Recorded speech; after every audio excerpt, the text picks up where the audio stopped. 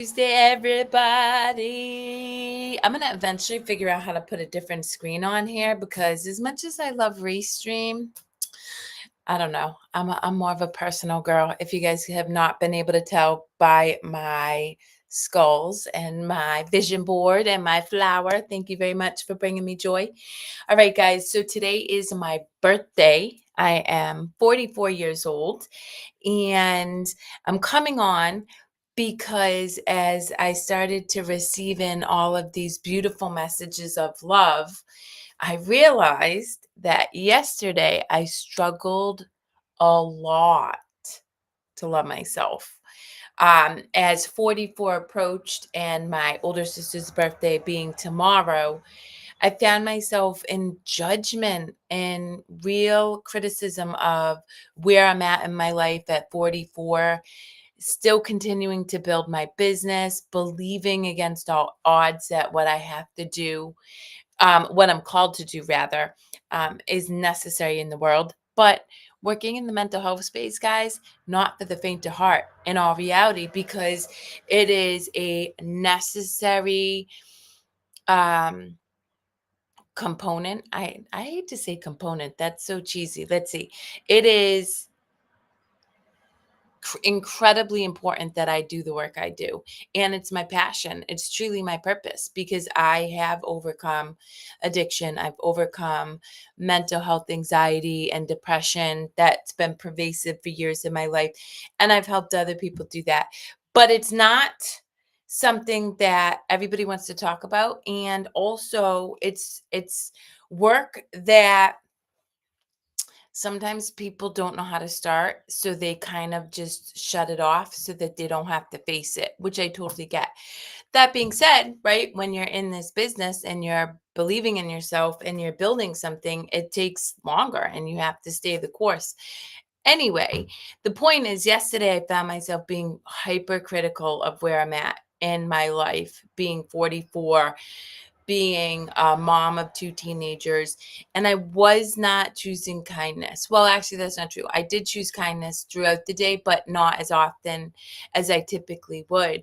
And so on my birthday today, what I'm encouraging all of you to do, and my birthday wish is that each time you find yourself uh, choosing to be hypercritical, choosing to compare yourself against somebody else, each, not even choosing because it's an automatic default, right? They're like automatic negative thoughts. In fact, it is proven, there's so much science that says that we first think a negative thought. That's just how our brain operates. And so, really, the choice then becomes, are we going to choose another thought?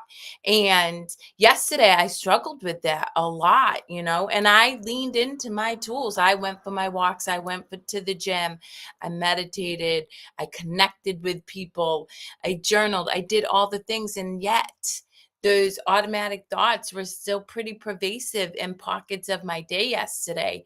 And so, my birthday wish for all of you all is to learn tools and strategies so that those thoughts become less pronounced in your head. They become less pervasive because even though yesterday wasn't a day spent as joyfully as I normally spend my days, it was a hell of a lot better than the many years that I've spent in deep depression and severe anxiety, where I didn't want to be part of the world, where I didn't want to engage with people, and where I thought that I didn't have anything to offer. And so today, for my 44th birthday, I wish that each one of you takes a small step towards taking control of your own negative thoughts. Mindy Minville, EPR, I HQLV. Oh, just got a phone call. That's kind of cool. I hope that you invest enough in yourself to drink a glass of water and celebrate yourself, or go for a walk, or I don't know, paint, play, sing, dance, anything that is going to bring you joy. And each time you find yourself beating yourself up, ask yourself, is this serving me? Is this helping me experience joy in my life? And if it's not, let it go. Let it go. And again, it's a practice, guys. I am here keeping it 100. Yesterday was a hard day for me. I had somebody I really respect and admire tell me I needed to work on my chakras, which immediately is an external source that I leaned into. And then I struggled. But here I'm up today. I'm choosing joy. I'm choosing to share my struggles with you because I really believe that we heal in connection and sharing and being completely vulnerable and authentic. I hope I give other people permission to know that you're not alone. Like, we all go through the struggle, and to lean in for help when you really do struggle, but also just take action. Small actions repeatedly over time build into bigger actions repeatedly over time, which then create a life that feels truly good for you. And that's really my hope for everybody, is that they live well, that you experience all the beauty that this world has to offer, right? And lastly, on this whatever live across the board, I want to wish my twin sister the very, very, very biggest, happiest birthday. The reality is, and I've shared this many times with my community, when I showed up at my twin sister's house with my face kicked in for her daughter's birthday, I had to be like 17 or 18. And she looked at me and was like, if you stay in this relationship, you're going to die. She was my why. She became my reason why I was going to do the work, that I was going to get off drugs. I was going to leave an abusive relationship. And over the course of my entire life, she has consistently been there for me.